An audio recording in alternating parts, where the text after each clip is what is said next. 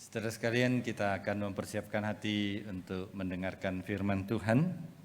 Kita bersyukur dalam 3 bulan terakhir kita belajar dari kitab Nehemia. Kitab Nehemia dapat dibagi menjadi 2 bagian. Bagian pertama pasal 1 sampai pasal 7 bercerita tentang pembangunan. Kemudian mulai pasal 8 berbicara tentang hasil dari pembangunan, yaitu kebangunan rohani yang dihadapi, yang dialami oleh bangsa Israel. Mulai dari kebangunan rohani, kecintaan kepada firman Tuhan, kebangunan rohani dalam bentuk kesetiaan untuk berdoa dengan sungguh-sungguh, kemudian terjadi perubahan di dalam kehidupan mereka. Hari ini kita akan belajar bagian kedua, dan kita akan belajar dari pasal ke-8, dan ini adalah pelajaran terakhir kita untuk kitab Nehemia. Jadi mulai minggu depan atau bulan depan kita tidak belajar dari kitab Nehemia. Saudara, sebelum kita membaca Alkitab, mari kita berdoa terlebih dahulu. Tuhan, kami mengucap syukur dan terima kasih karena Engkau sudah memimpin dan memberkati kami. Engkau mempercayakan pelayanan kepada kami. Engkau juga memberi kami kekuatan untuk melayani Engkau, memuliakan nama Tuhan, dan menjadi berkat bagi sesama. Tuhan, kami akan belajar firman-Mu, urapi hamba-Mu, dan urapi setiap saudara-saudari kami yang mendengarkan, supaya kami tidak hanya memahami firman Tuhan, kami juga mampu menerapkan dalam kehidupan kami. Berbicaralah kepada kami Tuhan, hati kami sudah siap sedia. Demi nama Tuhan Yesus kami berdoa. Amin. Saya mengajak saudara membuka Nehemia pasal ke-8. Nehemia pasal ke-8. Kita akan membaca ayat pertama sampai ke-4. Kemudian kita akan lanjutkan di bagian akhir, yaitu ayat ke-17 sampai kepada ayat 19. Saudara yang membawa Alkitab boleh membuka bersama dengan saya Nehemia pasal 8 ayat pertama sampai ke-4, kemudian ayat 17 sampai 19. Saya akan bacakan untuk saudara sekalian, demikian firman Tuhan. Ketika tiba bulan ke-7 dan orang Israel telah menetap di kota-kotanya, berkumpullah serentak seluruh rakyat di lapangan pintu gerbang air. Mereka meminta kepada Ezra, ahli kitab itu, supaya ia membawa kitab Taurat Musa yang diberikan Tuhan kepada Israel. Lalu pada tanggal 1 bulan ke-7 itu, Imam Ezra membawa kitab Taurat itu ke hadapan jemaah, baik laki-laki maupun perempuan, dan setiap orang yang dapat mengerti. Ia membacakan bagian-bagian dari kitab itu menghadap di depan pintu gerbang air, dari pagi sampai tengah hari, di hadapan laki-laki dan perempuan, serta semua orang yang dapat mengerti. Dengan penuh perhatian, seluruh umat mendengarkan pembacaan kitab Taurat itu. Kemudian ayat ke-17 sampai 19. Lalu pergilah orang mengambil daun-daun itu dan membuat pondok-pondok masing-masing di atas atap rumahnya, di pekarangan mereka, juga di pelataran-pelataran rumah Allah, di lapangan pintu gerbang air, dan di lapangan pintu gerbang Efraim. Seluruh jemaah yang pulang dari pembuangan membuat pondok-pondok dan tinggal di situ. Memang sejak zaman Yosua bin Nun sampai hari itu, orang Israel tidak pernah melakukan yang demikian. Sungguh besar sukacita yang dialami. Bagian-bagian dari kitab Taurat Allah itu dibacakan tiap hari, dari hari pertama sampai hari terakhir. Selama 7 hari mereka merayakan hari raya itu, dan pada hari ke-8 ada pertemuan raya sesuai dengan peraturan. Sampai di sini kita membaca Alkitab. Saudara sekalian, selama 3 bulan kita belajar kitab Nehemia. Seperti saya katakan di atas, bagian pertama kitab Nehemia pasal 1 sampai pasal 7 bercerita tentang pembangunan tembok Yerusalem. Dari pasal 1 sampai pasal 7 kita belajar 3 prinsip yang menjadi pelajaran bagi kita untuk menjalankan kehidupan kita secara pribadi maupun menjalankan pelayanan di dalam gereja kita. Kita belajar tentang perlunya visi yang jelas di dalam kehidupan. Itu yang menjadi motivasi kita dalam menjalankan pelayanan dan menjalankan kehidupan pribadi kita. Kita bersyukur gereja kita punya visi yang jelas untuk membangun jemaat Tuhan, untuk membawa jemaat bertumbuh di dalam segala aspek menjadi semakin serupa dengan Kristus. Tapi ini juga menjadi sebuah reminder kepada kita. Apakah secara pribadi kita juga menangkap visi ilahi bagi kehidupan pribadi kita? Untuk apa saya hidup di dalam dunia ini? Apa yang saya kerjakan? Apakah memuliakan nama Tuhan dan menjadi berkat bagi sesama? Yang kedua, kita juga belajar tentang persatuan yang penting. Persatuan di antara jemaat, semua bergandengan tangan. Kita ingat pepatah bahasa Indonesia juga mendukung semangat ini. Bersatu kita teguh, bercerai kita runtuh. Yang ketiga, kita belajar tentang doa. Doa adalah sebuah kekuatan yang luar biasa. Ketika kita berdoa, kita melibatkan Tuhan di dalam kehidupan kita. Kita mengundang Tuhan untuk turun tangan di dalam pelayanan di dalam gereja kita. Kita lihat dalam 7 pasal di depan, meskipun dengan visi yang jelas, pembangunan itu tidak gampang. Ada musuh dari luar, ada kesulitan dari dalam. Mereka bergumul, tapi bangsa Israel berhasil menyelesaikan pembangunan dalam 52 hari. Karena 2 hal ini. Yang pertama, mereka bersatu.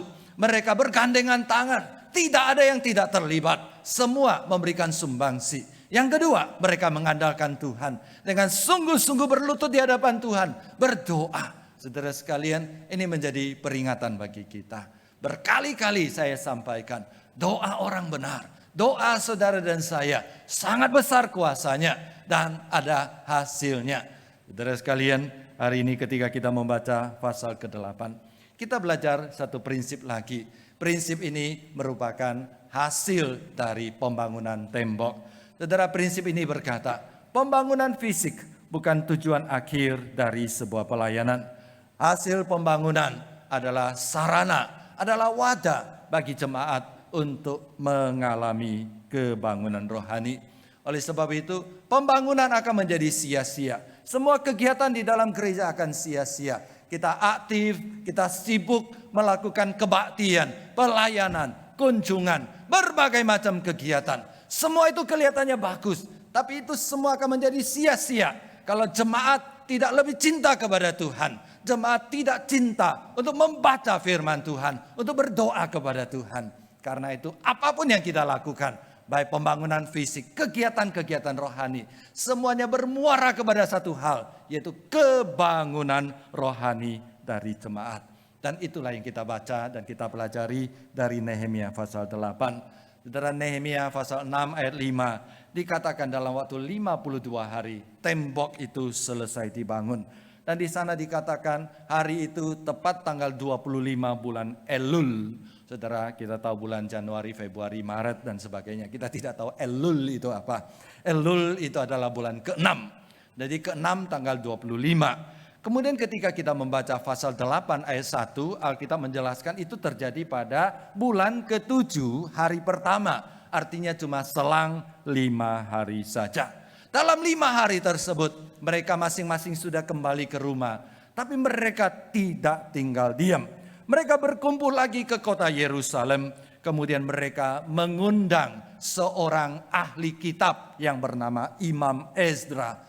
Untuk datang membacakan Taurat kepada mereka. Untuk mengajarkan mereka firman Tuhan. Karena ada kerinduan di dalam hati mereka untuk belajar firman Tuhan. Jadi kita lihat hasil pertama dari pembangunan tembok adalah kebangunan rohani.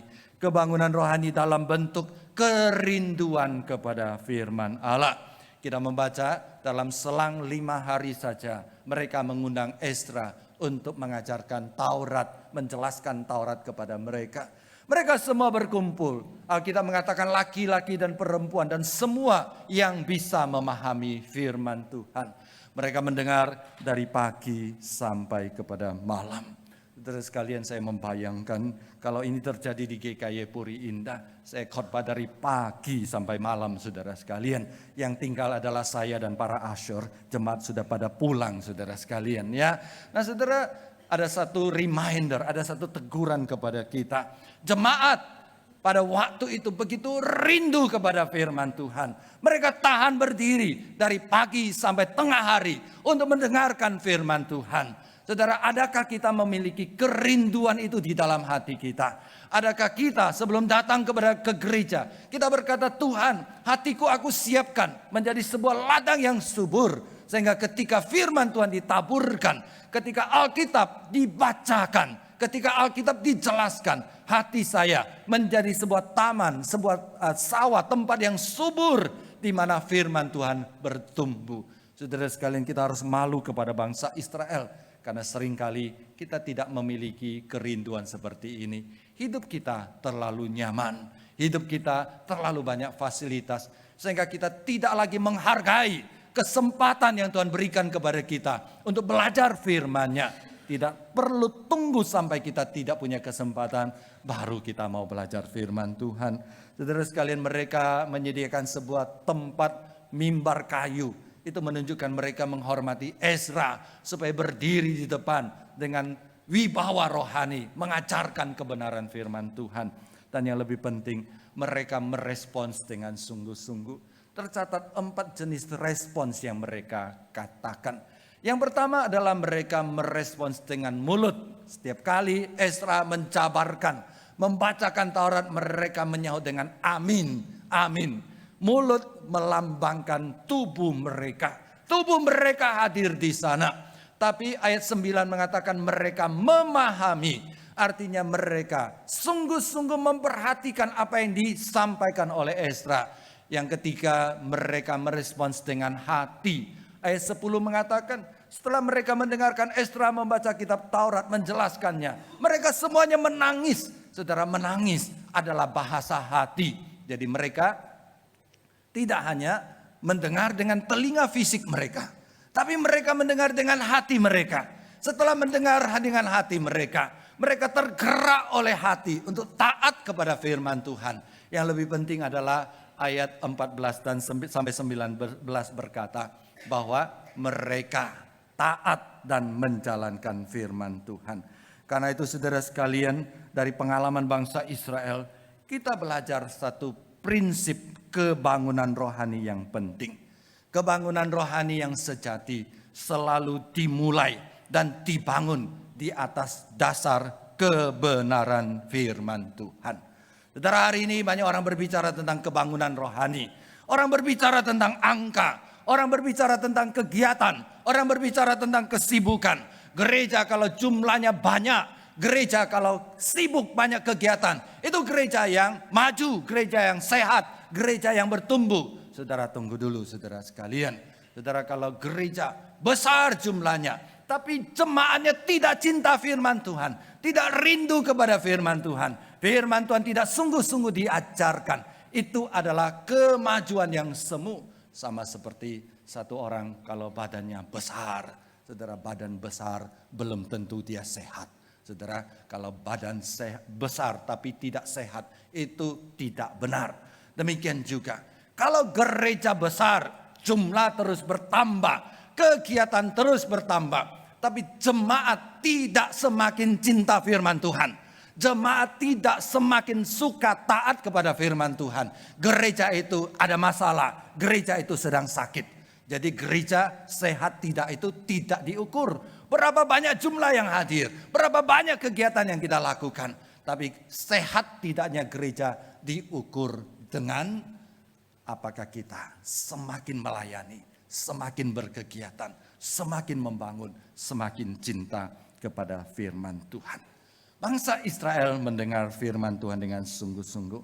Mereka mendengar dengan telinga fisik, mereka mendengar dengan hati, mereka mentaati dengan kehidupan mereka. Sebuah reminder yang tepat untuk kita masa kini juga. Saudara, seringkali orang berkata demikian. Di gereja banyak orang tidak sungguh-sungguh mendengarkan firman Tuhan. Masuk telinga kanan, keluar telinga kiri. Saya suka guyon berkata, masuk telinga kanan, keluar telinga kiri masih bagus. Karena lewat otak nyantol dikit saudara sekalian ya. Masuk telinga kanan, lewat otak nyantol dikit baru keluar kiri. Yang saya takutkan dari jemaat adalah masuk telinga kanan, keluar telinga kanan. Nah saudara, tidak ada yang nyantol sama sekali. Saudara, firman Tuhan mengingatkan kita tidak hanya perlu mendengar telinga fisik saja, tapi juga mendengar dengan hati kita, mendengar dengan hati yang sudah disiapkan, seperti yang tanah yang subur yang ditaburi dengan firman Tuhan, bertumbuh dan menghasilkan buah yang banyak. Oleh sebab itu saudara sekalian, kita taat kepada firman Tuhan. Dalam kehidupan berjemaat, seringkali jemaat bertanya kepada saya, apakah Muse percaya, apakah hari ini masih ada mujizat? Apakah mujizat masih berlaku? Saudara, apakah saya percaya mujizat masih berlaku? Biasanya saya menjawab begini. Saya percaya ada 3 mujizat yang terbesar di dalam dunia ini.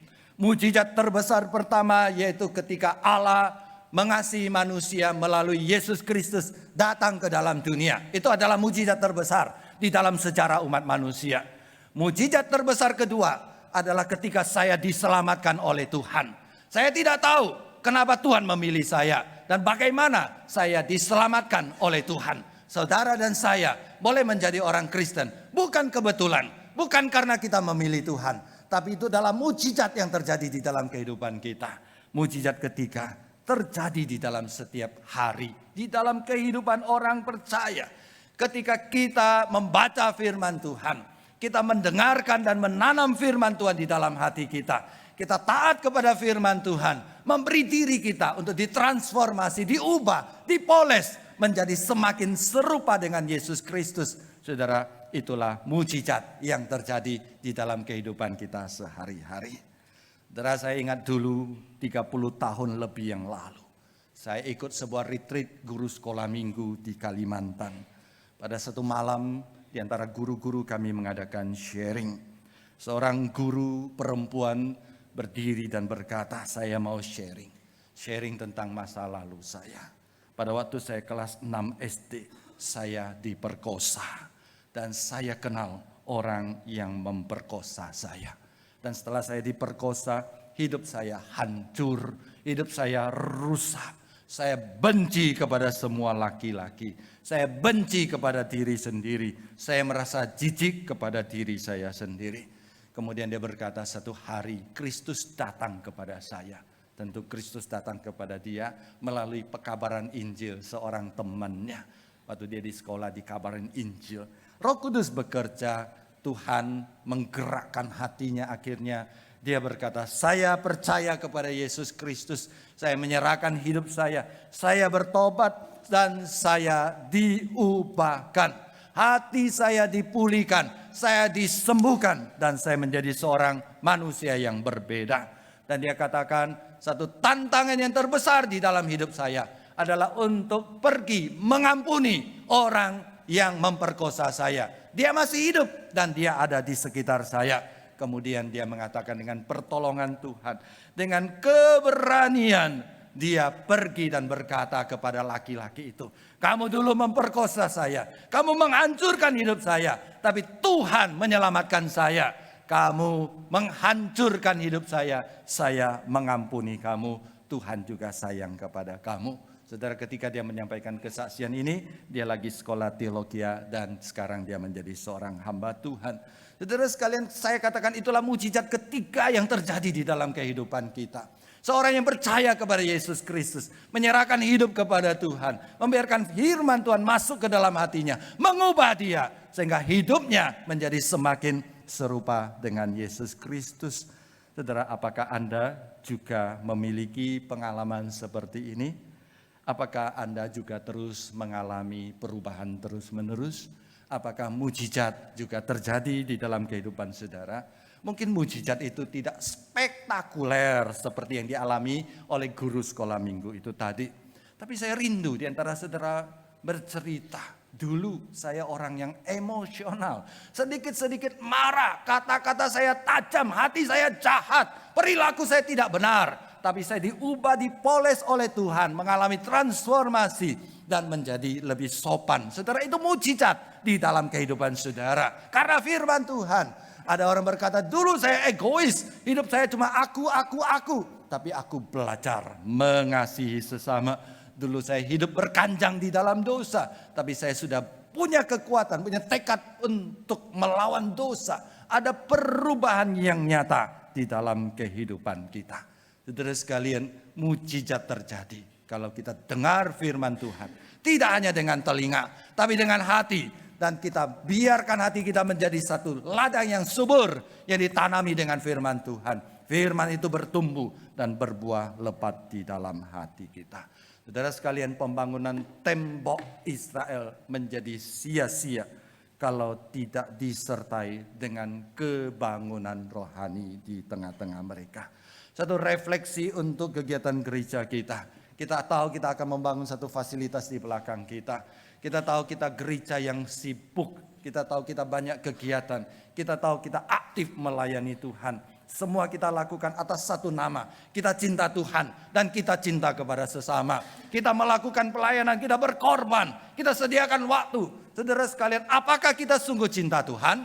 Apakah kita lakukan itu benar untuk kemuliaan nama Tuhan? Saudara sekalian, kalau saudara melakukan itu, lalu saudara tidak cinta firman Tuhan, saudara tidak baca Alkitab, saudara tidak berdoa, saudara sekalian, itu menunjukkan itu cuma sekedar kegiatan kosong belaka. Sama seperti pembangunan tembok akan sia-sia kalau Israel tidak lebih cinta kepada firman Tuhan dan tidak lebih suka berdoa. Demikian juga saudara sekalian, semua kegiatan kita harus bermuara kepada satu hal. Kebangunan rohani kita. Kita menjadi semakin cinta firman Tuhan dan menjadi semakin suka berdoa. Itu bagian pertama. Saudara, ketika kita belajar Nehemia pasal 8, kita masuk ke dalam bagian kedua. Bagian kedua dari pasal 8 berbicara tentang ketaatan bangsa Israel kepada firman Tuhan. Ayat 15 mencatat bahwa mereka mendengar perintah Tuhan bahwa mereka pada bulan ke-7 harus mengadakan satu perayaan, yaitu merayakan Hari Raya Pondok Daun.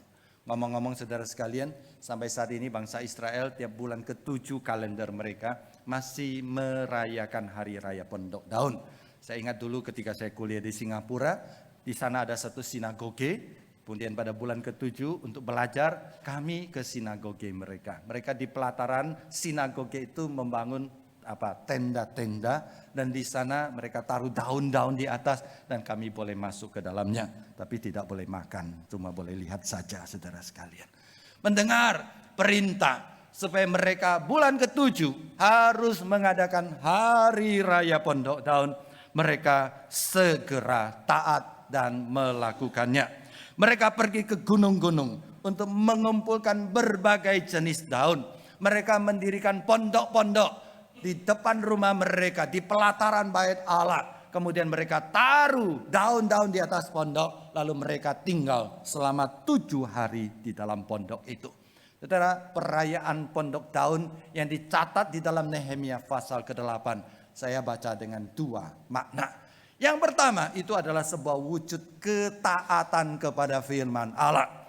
Mereka baca kita harus merayakan Pondok Daun, mereka segera pergi merayakan. Satu pelajaran untuk kita juga. Ketika kita membaca Alkitab, Alkitab bilang jangan berzina, maka kita tidak boleh berzina. Jangan mencuri, kita tidak mencuri. Satu ketaatan yang langsung saudara sekalian. Tidak lagi tawar-menawar dengan Tuhan. Mereka boleh tawar-menawar dengan Tuhan kok. Tuhan tahun depan aja ya. Tahun ini baru selesai pembangunan tembok. Ini badan masih pegal-pegal. Tahun depan saja. Enggak saudara sekalian. Firman Tuhan kalau masuk ke dalam hati kita, menyentuh hati kita, harus segera ditaati. Yang kedua saudara sekalian, makna dari perayaan itu. Kenapa Tuhan menyuruh mereka merayakan Hari Raya Pondok Daun? Hari Raya Pondok Daun adalah hari untuk mengingat, memperingati kasih dan kesetiaan Tuhan. Mengingatkan mereka bahwa 40 tahun dalam perjalanan bangsa Israel keluar dari tanah Mesir, mereka dipimpin dan diberkati oleh Tuhan. Mengingatkan mereka status mereka adalah umat Allah. Mengingatkan mereka penyertaan Allah dalam perjalanan mereka. Allah mencukupkan segala kebutuhan mereka. Ada mana, ada pakaian dan sepatu yang tidak rusak selama 40 tahun. Mana setiap hari ada mana yang Tuhan turunkan untuk mereka. Ada keamanan yang Tuhan lindungi sehingga mereka terlindung dari bangsa-bangsa yang jahat di sekitar mereka. Dan ada penyertaan Allah, kehadiran Allah di tengah-tengah mereka. Siang hari ada tiang awan yang melindungi mereka supaya tidak kepanasan. Malam hari ada tiang api yang melindungi mereka supaya mereka tidak kedinginan. Saudara sekalian, perayaan Pondok Daun menjadi momen yang sangat signifikan dan relevan bagi bangsa Israel pada zaman itu. Kenapa? Karena mereka adalah sekelompok orang yang baru pulang dari pembuangan di negeri Babel. 70 tahun mereka dibuang ke negeri Babel. Mereka mungkin sudah melupakan semua Taurat Tuhan. Mereka sudah melupakan status mereka. Mereka diingatkan kembali. Seperti nenek moyang kita adalah umat Allah. Kita juga adalah umat Allah. Seperti nenek moyang kita 40 tahun dilindungi oleh Tuhan yang Maha Kuasa. Demikian juga kita akan dilindungi oleh Tuhan yang Maha Kuasa. Nenek moyang kita dipanggil keluar untuk menjadi saksi memuliakan nama Tuhan. Demikian juga kita punya panggilan untuk memuliakan nama Tuhan di dalam kehidupan kita. Saudara sekalian, pelajaran yang kita peroleh dari perayaan Pondok Daun adalah bahwa ketika kita hidup di zaman ini, kita sebenarnya tidak terlalu berbeda dengan kondisi bangsa Israel pada waktu itu. Kita juga menghadapi kehidupan yang semakin sulit. Kita sadar hidup sedang tidak baik-baik saja, baik di Indonesia maupun di dunia. Global warming, berbagai macam penyakit, kondisi ekonomi politik, segala sesuatu yang terjadi di dalam kehidupan kita menunjukkan tidak sedang baik-baik saja. Tapi firman Tuhan hari ini mengingatkan kita bahwa kita punya Allah yang menyertai kita. Kita adalah umat Allah. Apalagi dalam konteks perjanjian baru. Kita adalah orang yang dibeli oleh Allah melalui darah Yesus Kristus yang mahal. Dan kalau kita sudah dibeli dengan darah Yesus yang mahal, kita tidak mungkin dibuang begitu saja oleh Tuhan. Tapi ada kuasa, kasih, dan penyertaan Tuhan yang menolong dan menyertai kita. Saudara sekalian, banyak orang berkata jadi pendeta itu enak. Saudara, jadi pendeta itu ada enak, ada tidak enaknya juga saudara sekalian. Banyak orang saya tanya kenapa jadi pendeta enak. Jadi pendeta enak itu biasanya pendeta itu bebas dari khawatir katanya ya. Saudara, siapa bilang saudara sekalian? Siapa bilang pendeta tidak pernah khawatir? Sebagai pendeta saya juga bisa khawatir. Khawatir akan masa depan saya. Khawatir akan kesehatan saya. Khawatir akan keluarga saya. Tapi saudara, sebagai hamba Tuhan, sebagai anak Tuhan, saya selalu ingat satu kalimat yang selalu mengingatkan saya. Tuhanku lebih besar daripada segala masalahku. Kristus menyertai saya. Selalu ada jalan keluar. Tuhanku lebih besar daripada segala masalahku. Itu yang mau Allah ingatkan kepada Israel pada waktu itu. Rayakan hari raya Pondok Daun. Ingat, Tuhanmu lebih besar dari segala masalah. Tuhan menyertaimu. Tuhan akan membuka jalan bagimu. Saudara sekalian, bulan lalu saya katakan saya ke Malang mengikuti satu retreat alumni saat yang semuanya ditujukan kepada alumni bahasa Mandarin. Ada 30 lebih alumni dari China, dari Tiongkok, kita undang pulang ke Malang untuk mengadakan retreat bersama. Dalam retreat itu mereka memberikan kesaksian 30 orang lebih, hampir semua pernah ditangkap oleh pemerintah. Bukan karena curi ayam atau sandal, tapi karena mereka melayani Tuhan. Karena mereka mengabarkan Injil. Mereka lagi kebaktian digebrek saudara sekalian. Mereka lagi kebaktian dikejar-kejar. Sebagian besar mereka itu sudah pernah masuk penjara dan saya lihat muka mereka. Masih anak muda, putri-putri lagi saudara sekalian. Pernah masuk penjara saudara sekalian. Karena melayani Tuhan. Karena mewartakan Injil. Satu malam ada satu saudari alumni bersaksi demikian. Satu saat dia sangat takut dan dia sangat khawatir. Dia sangat kecewa kepada Tuhan. Dia berkata, Tuhan aku melayani Engkau. Inikah balasannya? Lalu dia berkata, aku mau berhenti melayani Tuhan. Ketika dia berkata aku mau berhenti melayani, ada sebuah teguran yang keras datang kepada dia. Suara itu berkata demikian, bukankah kamu sudah mempersembahkan diri untuk melayani Tuhan seumur hidupmu? Bukankah aku menyertai kamu? Mengapa kamu takut? Mengapa kamu mau berhenti melayani? Saudara sekalian, teguran itu menyadarkan dia dan akhirnya dia kembali melayani Tuhan. Apakah kondisinya berhenti menjadi baik?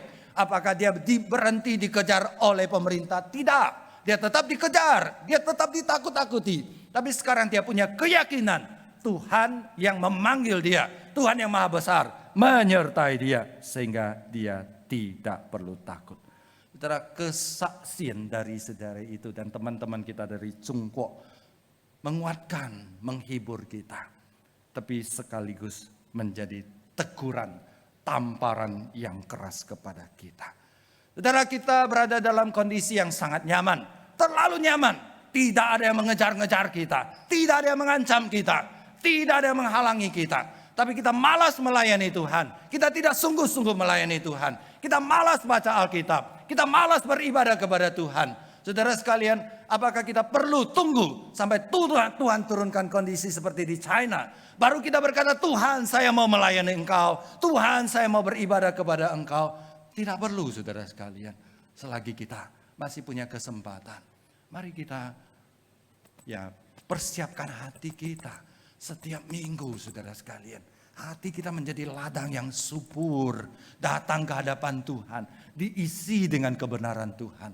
Kita mendengar firman Tuhan dengan telinga kita, tapi yang lebih penting dengan hati kita, dengan kehidupan kita untuk taat kepada Tuhan. Dan itu juga sekaligus menjadi penghiburan bagi kita.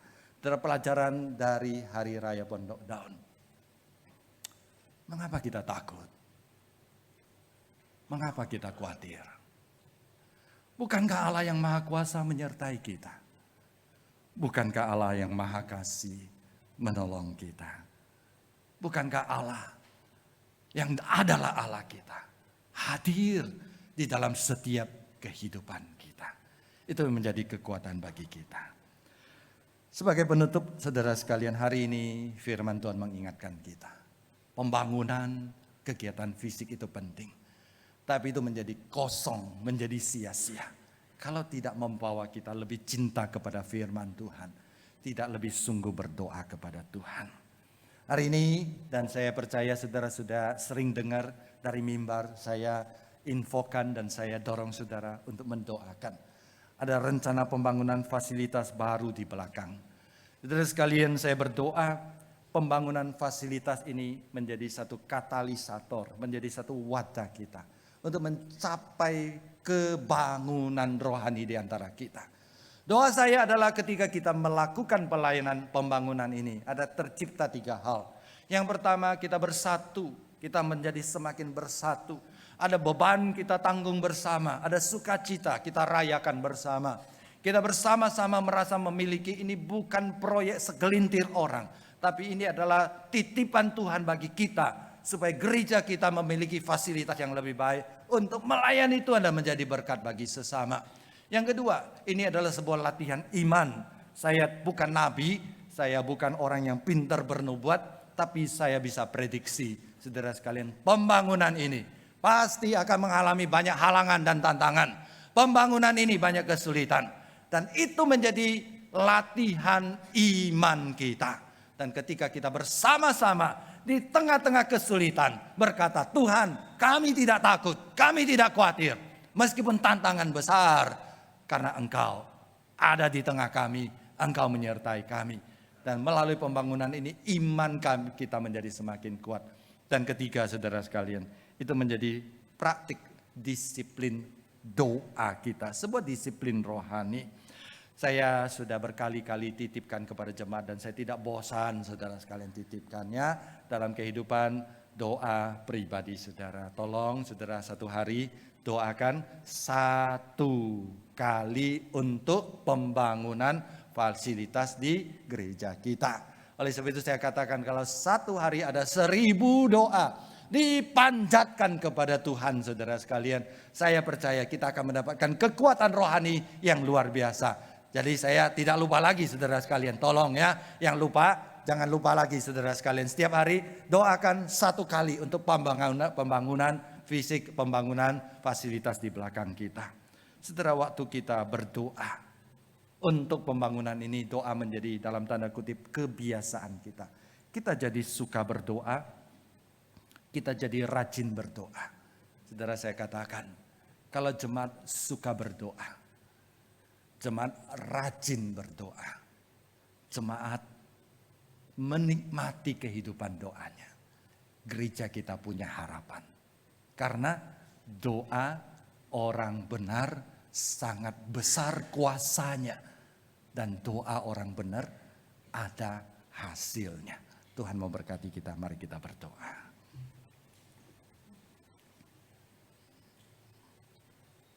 Kiranya Roh Kudus meneguhkan firman Tuhan di dalam hati kami, supaya kami belajar tidak hanya mendengar firman-Mu dengan telinga fisik, tapi lebih penting mendengar dengan hati dan memberi diri untuk diubah oleh kebenaran firman Tuhan. Kami rindu hidup kami setiap hari mencerminkan mujizat yang terjadi di dalam dunia ini. Demi nama Tuhan Yesus kami berdoa. Amin.